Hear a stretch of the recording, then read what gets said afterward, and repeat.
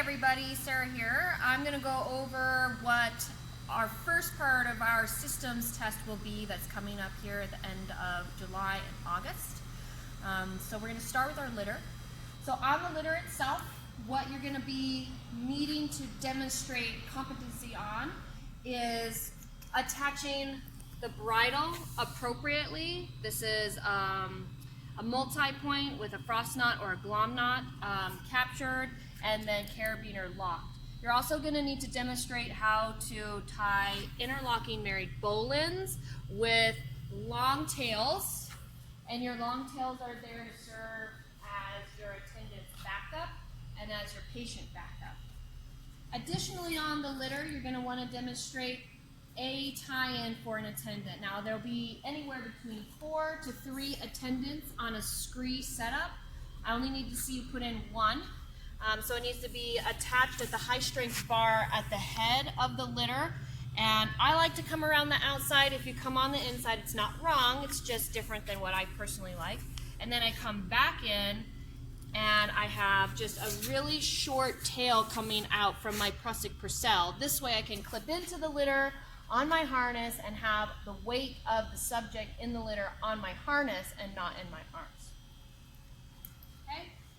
As we go up the system here, this white line is my main line, and my main line is coming up and is correctly loaded into the MPD. All right? My carabiner is locked on the MPD. I have it on a bear paw. These things will already be set up for your knot test. You don't need to put those in there.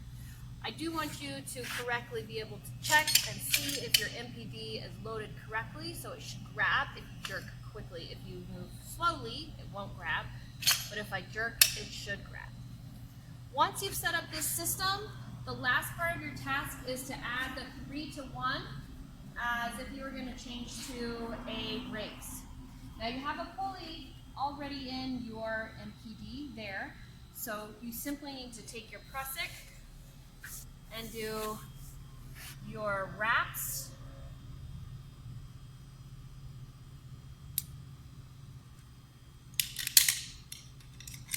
Make sure you're on the spine. Lock your carabiner. And you're set up for your 3 to 1. And that's all that's included in the systems test for this portion. Okay, this is a video showing you an appropriate way to tie the litter bridle. We want it to be nice and snug up as close to the head as possible. So pull out your lines, grab your 2 pieces, yep.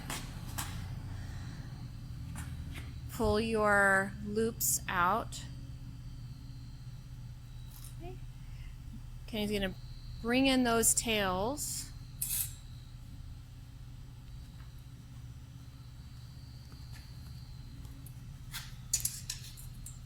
And then do what we call the frost knot. Basically just a big overhand knot, grabbing all of your loops and tightening them equally. You can check this knot by pulling each individual line. It is possible to miss one of your lines and not get it appropriately pulled through, which then, if that were the case, that line would pull all the way through the knot and not catch and be tight. So then you have 2 loops that you would capture for attaching to your married bowlines. All right, here's Mike showing you the married bowlines. He's demonstrating how you would show the length of tail that you need. You need the tail to be able to go all the way to the end of the litter, plus have a figure 8 follow through tied in it. So we want to make sure that our length is good on this side. That's going to be going into one of the attendants. This next rope, the green rope, is going to be tied into, the tail will be used to tie in as an extra backup for our patient. So in order to tie these together, the married portion of this is you take your tail of your second rope and you loop it, go in through the loop, and then proceed to tie your bowline. You don't need a really huge loop, like if Mike were to just tie it tight there and have that huge loop, that wouldn't be appropriate. So we want our loops to be the similar size and just about the height or width of your hand. So they don't need to be very big. And then you want to make sure it's nice and tight. And from there, our bowlines would then capture both circles and then tie into the litter bridle. Go ahead and clip it. Giving you your 2 lines and your attachments there. Lock your carabiner. And that's how we're going to be using those married bowlines. Alright, this is a quick review on how to easily and effectively load the MPD. This is a newer practice for us, something that we learned in our RFR class. So I want to pass this on to you. I think it's really useful because it's a process that you can use time and time and again, and it takes the thinking out of it and it will commit it to muscle memory. So if I'm holding the MPD, I'm going to simply turn it over and hold it flat in my hand like this. I'm going to leave it closed.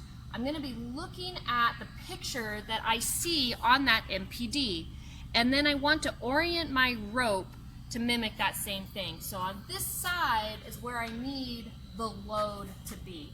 So I can see right now that this is going to my litter, this side right here. It's going to my litter, I know that's the load. So I'm going to put that on my wrist so that the load side is lined up there with the load side that I see on the picture. And then what I can do is at that point I can open up the MPD, and all I need to do is take it off of my wrist and load it in to the appropriate spot,